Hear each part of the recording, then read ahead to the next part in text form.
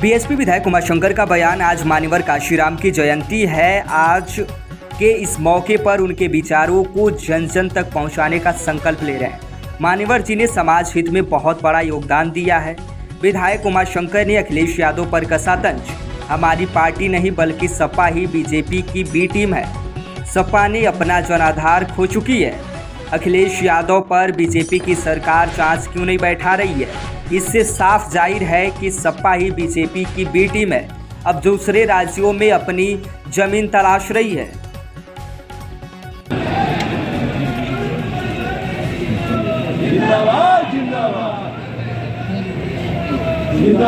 जो कुछ भी सब दिखाई दे रहे हैं, गरीब और दलित समाज के जो लोग हैं, पिछड़े वर्ग के लोग हैं, उनके अधिकारों के लिए माननीय कांशीराम साहब जी ने बीएसपी, वामसेप और बहुजन समाज पार्टी की स्थापना किया और उसी स्थापना के बाद वो कारवां बढ़ता गया, जिसकी बदौलत उत्तर प्रदेश में 4 बार हम लोगों के नेता सुश्री मायावती जी मुख्यमंत्री रहीं और उसके बाद फिर ये समाज में जो दलित जिनको बड़ी उपेक्षाएँ हो रही थी, ये लोग समाज में इनको माननीय बहन जी ने बाबा साहेब और माननीय कांशीराम साहब के जो बाबा साहब के संविधान और माननीय कांशीराम जी की प्रेरणा से उनको आगे मेन धारा में ले आकर उन्होंने जोड़ा।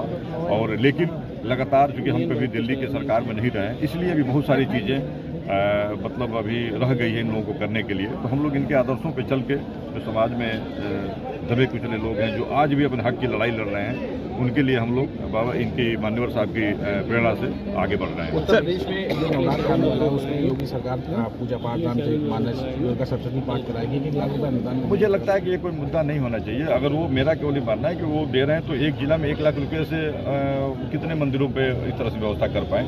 मुझे लगता है कि राशि और बढ़ानी चाहिए। और मेरा एक और आग्रह है कि यह जैसे अभी नवरात्रि आ रहा है, अन्य जैसे मजहब के लोग हैं, अन्य जो धर्म के लोग हैं, उनकी भी आस्था को ध्यान में रखते हुए जब उनके भी रिलीजन, उनके भी जब फेस्टिवल आए या उनके भी कोई तरह से त्यौहार आए, मुझे लगता है कि संस्कृति विभाग को उसमें भी बढ़ चढ़ के हिस्सा लेना चाहिए, ताकि किसी को कभी भविष्य में कुछ कहने का मौका मिले। क्योंकि संस्कृति मंत्रालय कोई एक विशेष के लिए नहीं है, वो सबके लिए है, पूरे उत्तर प्रदेश की जनता के लिए है। और ये सर्व समाज में संदेश देने के लिए, सभी धर्म मजहबों में संदेश देने के लिए ये बेहतर एक होगा कि सबके लिए संस्कृति विभाग आगे आकर के इस तरह से आयोजन करे। सर, अखिलेश यादव कह रहे हैं कि पार्टी बी टीम है बीजेपी के, उसमें कैसे देख रहे हैं? क्योंकि एक बयान आया था उसमें। आप अखिलेश जी की बात की करिए, देखिए बौखलाहट में कोई कुछ भी बोल सकता है। जब आदमी बौखला जाता है ना, अब उनकी जनाधार अपना वो उत्तर प्रदेश से खो चुके हैं, इसलिए अब वह कभी तेलंगाना तो कभी बंगाल तो कभी अन्य राज्यों में जा करके अपने खोए हुए जनाधार को वापस लाने का प्रयास कर रहे हैं। बहुजन समाज पार्टी